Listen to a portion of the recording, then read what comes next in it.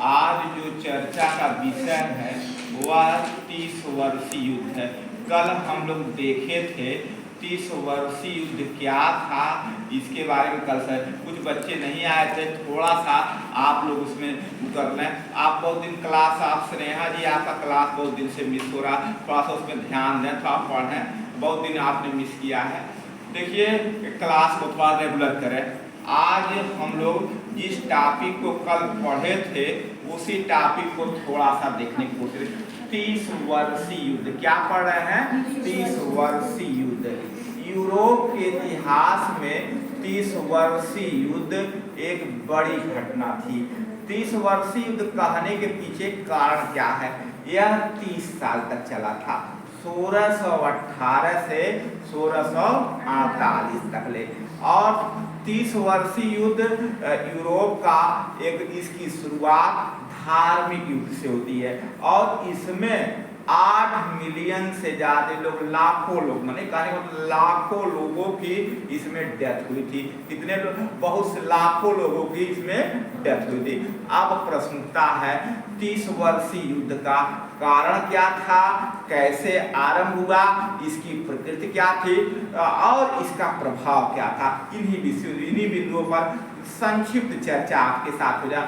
देखिए एक संधि होती है, उसे 1555 में इसका नाम दिया गया ऑक्सफोर्ड की संधि। क्या नाम दिया गया? ऑक्सफोर्ड की संधि। और ऑक्सफोर्ड की संधि के द्वारा लूथरवादियों को मान्यता दी गई और यह कहा गया राजा अपने इच्छा के अनुसार किसी भी धर्म को स्वीकार कर सकता है और प्रजा उसके आदेशों को मान सकती है। लेकिन अन्य, इसमें लूथरवादियों को मान्यता मिल गई, अन्य धर्मों के प्रति यह ऑक्सफोर्ड की संधि मौन थी।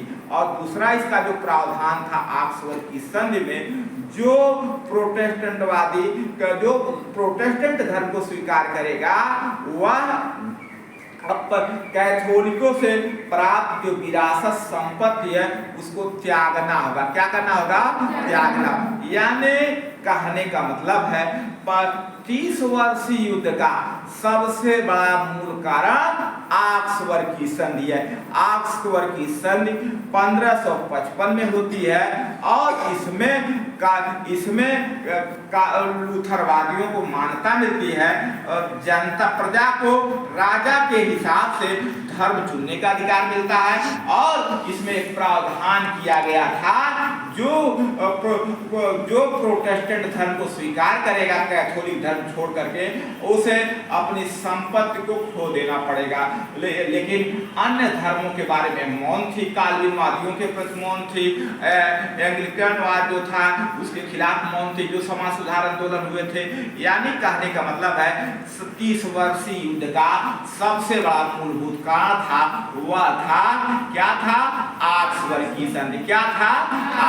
30 वर्षीय युद्ध का सबसे पहला कारण ऑक्सफोर्ड। और दूसरा कारण था 1619 में पवित्र रोमन साम्राज्य का एक शासक बनता है जिसका नाम है फर्डिनेंड सेकेंड।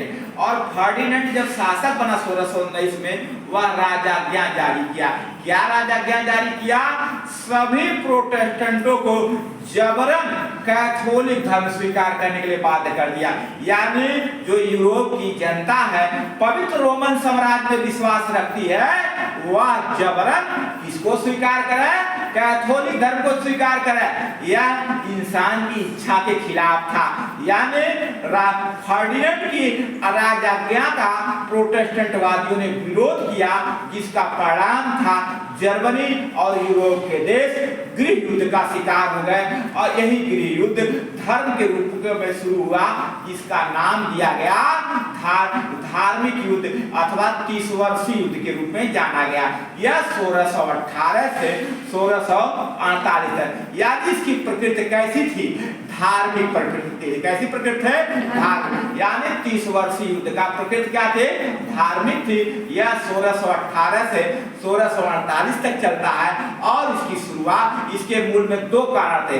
एक तो था ऑक्सफोर्ड की संधि और दूसरा था फर्डिनेंड की आज्ञा राजाज्ञाएं, यह दो कारणों से पूरा यूरोप जल गया और यूरोप में 30 वर्षीय युद्ध आरंभ हुआ। 1618 से 1648 तक चलता है।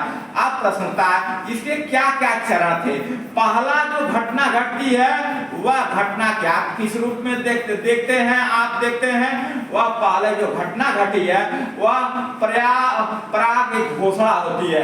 इसके तहत दो प्रोटेस्टेंटों को खिड़की के रास्ते बाहर फेंक दिया जाता है, यानी या सीधे उनके ऊपर प्रहार किया गया, हिंसात्मक प्रहार था।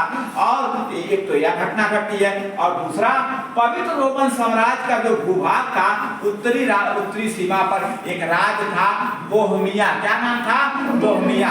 बोहेमिया में दूसरा विद्रोह होता है। और जो तीसरा जो इसकी घटना घटती है इसमें स्पेन के शासक जो था अडाल्फस था, स्वीडन का शासक, उसने पवित्र रोमन साम्राज्य और खा सकते हैं जर्मनी के साथ मिलकर के लड़ाइयाँ लड़ी, बड़ी हिंसा फैली।